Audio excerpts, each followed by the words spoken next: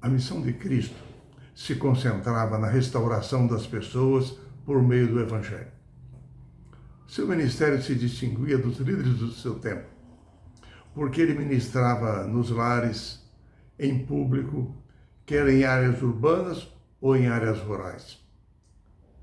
Os líderes religiosos e políticos do seu tempo interpretaram mal as ações e os ensinos de Jesus. Compreenderam mal a sua mensagem e se tornaram hostis ao seu ministério, provocando sempre controvérsias quanto ao seu trabalho. Nesta semana, nós estudaremos 5 histórias no ministério de Jesus, com suas ações e ensinos que provocaram controvérsias, com escribas e fariseus, que se tornaram os seus maiores opositores. A primeira grande controvérsia entre Jesus e os líderes de seu tempo ocorreu quando ele curou um paralítico em Cafarnaum. 4 amigos tiveram que carregar o paralítico até a casa onde Jesus estava e, diante da impossibilidade de acesso ao local, eles abriram um buraco no telhado, baixaram através dele o paralítico e assim Jesus se defrontou com uma situação toda especial. Ele valorizou a fé que aqueles homens possuíam, manifestada pela sua ação. E ali iniciou-se uma grande controvérsia.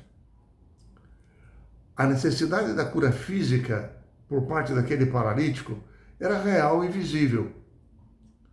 Mas a visão de Jesus era mais ampla.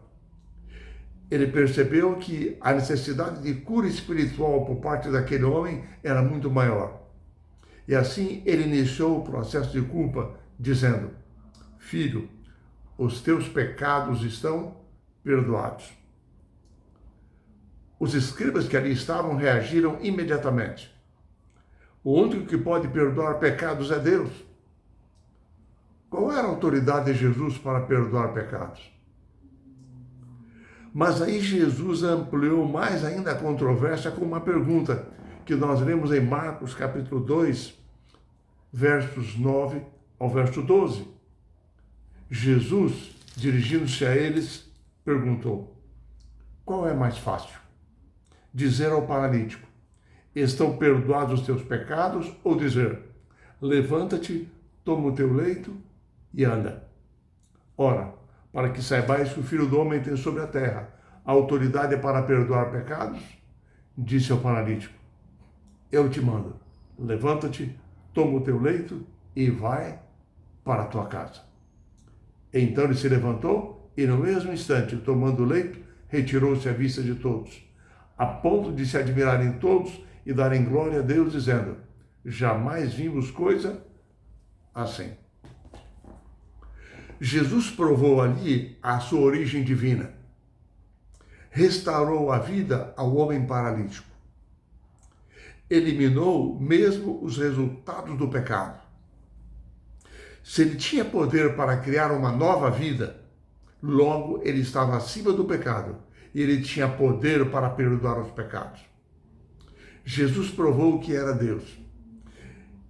Ele era sem pecado, estava acima do pecado e podia eliminar os resultados do pecado.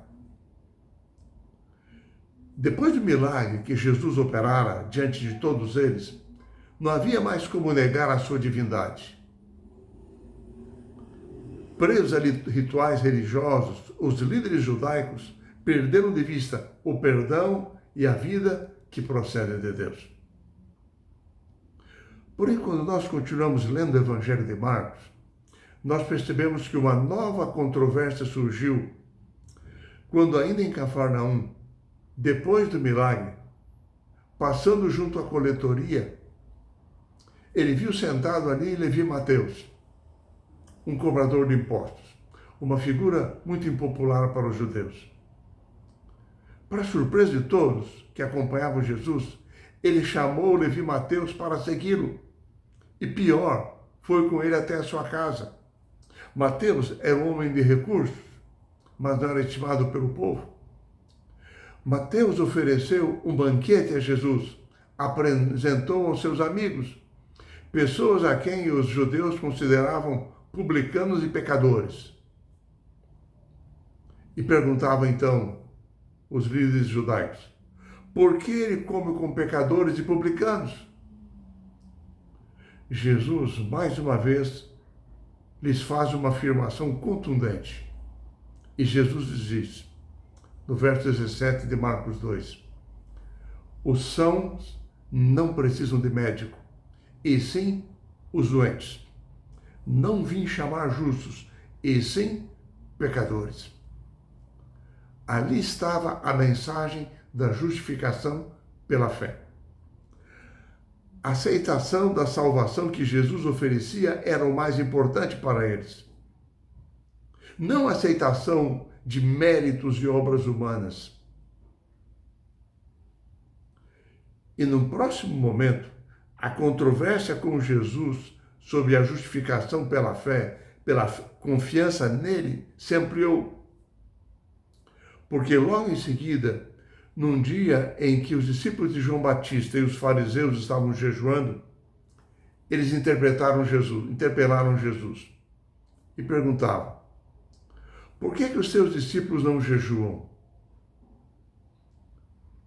Eles interpretavam o jejum não como um momento de preparo, de reflexão espiritual para a comunhão com Deus. Não. Eles interpretavam o jejum como uma obra meritória que os santificava para serem aceitos por Deus. E esse não era o objetivo do jejum bíblico que Deus havia estabelecido. No capítulo 2, versos 19 e 20, Jesus disse a eles o seguinte: porventura podem eles agora jejuar como convidados para o casamento, enquanto o noivo está com eles? Durante o tempo que estiver presente o noivo, não podem jejuar. Dias virão, contudo, em que será tirado o noivo, e nesse tempo jejuarão. Jesus se comparou como um noivo, diante do qual os convidados para um casamento comemoram. Ou seja, a salvação estava diante de todos eles, a presença de Jesus, a comunhão com ele, o alimento verdadeiro, o pão da vida estava ali. E era isso que lhes proveria perdão, aceitação perante Deus e poder. E assim eles não precisavam do jejum para se santificarem e serem aceitos perante Deus. O que eles tinham que aceitar era a presença de Deus através da presença de Jesus que estava ali. O objetivo do jejum devia ser prepará-los para a presença de Jesus, a comunhão com Jesus.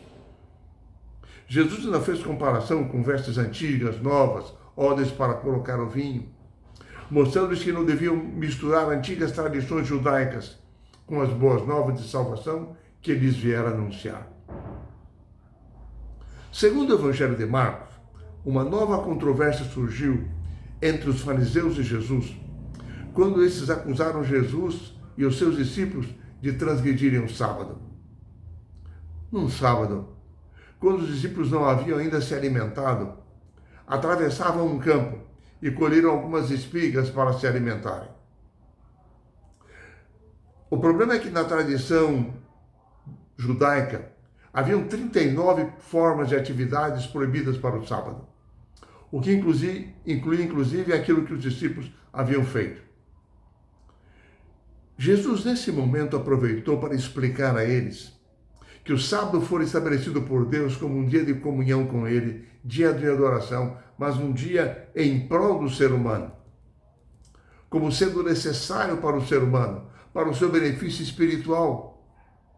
Agora, Jesus citou, por exemplo, o caso de Davi, que num sábado com seus soldados comeu do pão da proposição, que havia sido substituído e retirado do santuário.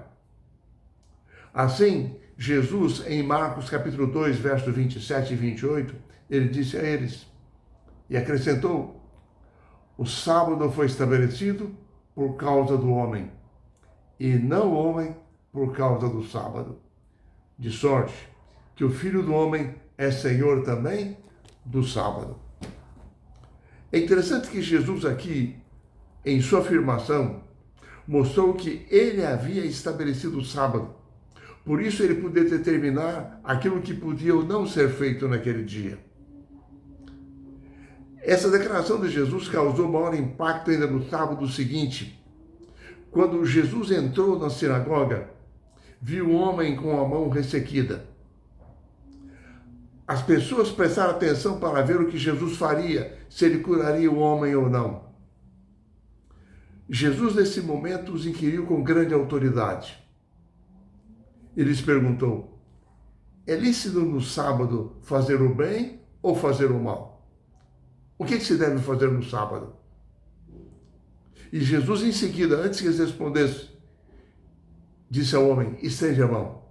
Quando o homem a estendeu, imediatamente a mão lhe foi restaurada a pleno vigor. Ali estava uma dupla lição de Jesus para aqueles homens, para os líderes do seu tempo. Primeiro, havia ali uma prova da divindade de Jesus, seu poder para dar vida.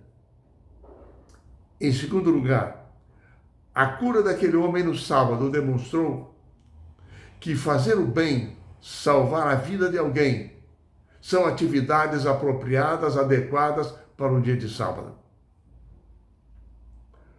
Outras duas controvérsias envolvendo Jesus aparecem no terceiro capítulo de Marcos, a partir do verso 20.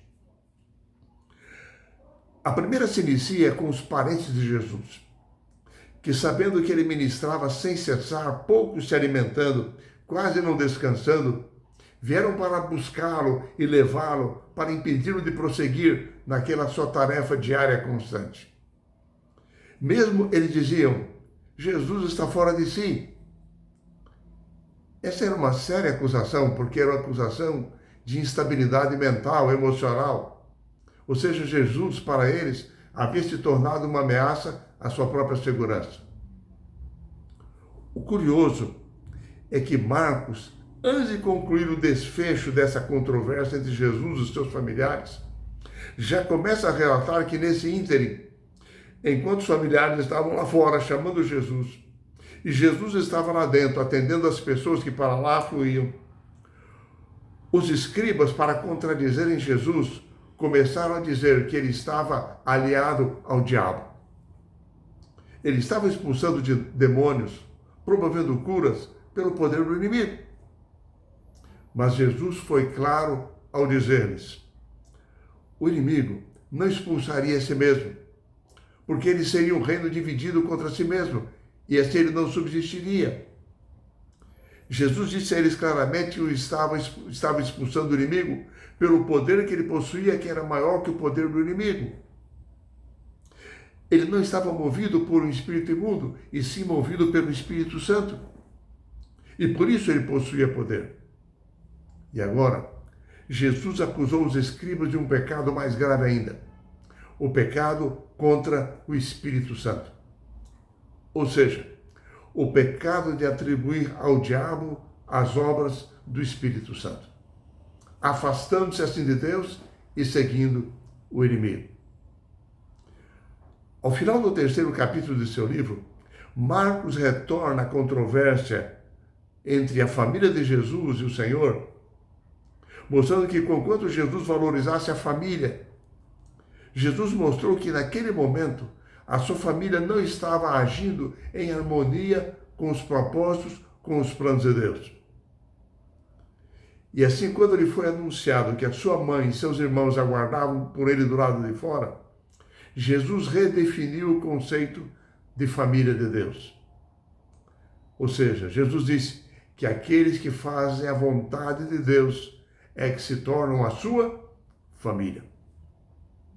Enfim, ao longo da história, muitas vezes, cristãos se viram alienados até mesmo de seus próprios familiares, seus próprios parentes, por causa da fé, por causa do Evangelho.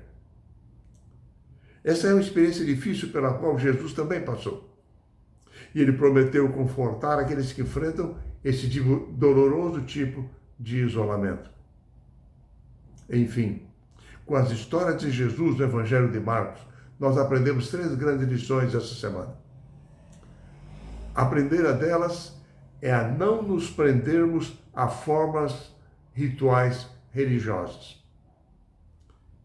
A segunda lição, não seguirmos as tradições e os ensinos humanos.